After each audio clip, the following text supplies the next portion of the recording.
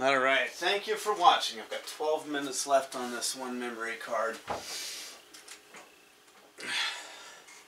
Usually I'm making videos to give my 2 cents and share facts. The whole point of this video is to get your thoughts, your opinions. I have this book, this gift card to Barnes & Noble. Yesterday I worked it down to just $2 left. I had a hard time deciding between 4 books that were $15 plus or minus $1 and ended up flipping a coin to decide which one to get. With the rest of the money on this gift card, I want to get Hadith. And I want you to let me know which Hadith I should get. Now, I definitely want the Sahih books, because Sahih means the best Hadith, the most reliable.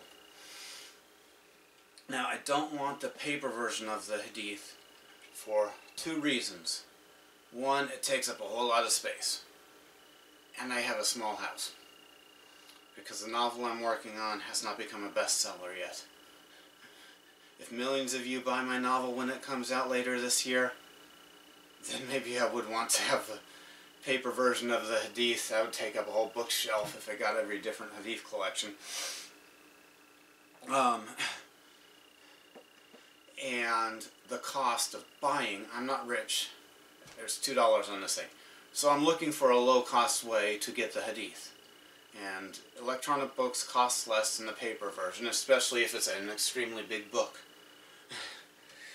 And I have a Nook device. So, don't give me a link to a Kindle version. It won't help me. I have a Nook, so I need the Nook version. Please tell me in the comments below which one I should get. I'll try to,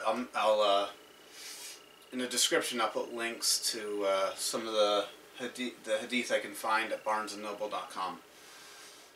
If you're a Muslim who does not believe the Hadith, please let me know. Give a little explanation for everyone to know and understand why you don't. Why those who believe the Hadith are wrong. Or if there's different Hadith. Are there different Shia Hadith? I know the Shia, either they don't believe the same Hadith as the Sunni, or they don't believe the Hadith at all. Let me know. And for the rest of the video, I'm going to explain what Hadith are for those who don't know. If you need to watch the rest of the video to know what Hadith are, you probably aren't knowledgeable enough to have an educated opinion. And please refrain from telling me which one to get. The Quran, of course, is the main holy book of Islam, which Muslims believe was a revelation from God to Muhammad. The Quran is lacking in some detail. It never tells you what was happening when something was given. It doesn't talk about what Muhammad did. And sometimes it's vague about what to do, and sometimes it contradicts itself. It has peaceful verses that call for peaceful coexistence with other religions, and it has verses that tell you to fight people just because they don't believe. So what do? You turn to the Hadith, which were collected somewhere around 2 and several hundred years after Muhammad lived. The Hadith collectors graded the Hadith based on the reliability. Sahih is the Arabic word that describes the best Hadith, the most reliable. Now, their system of grading the Hadith is one that would be very easy to outmaneuver if you know what they were doing. They looked for the chain of transmission. So if somebody wanted to make up a story and they knew that the Hadith collectors were, grading based on the chain of transmission, they could just make up, part of making up the story would be making up the guy who, knew Muhammad, his best friend, told this person, this person, this person, and then I heard it. Boom. You got a reliable Hadith right there. But that's the best they could do, I guess. Yeah, because apparently there were a lot of people making up a lot of stories about Muhammad.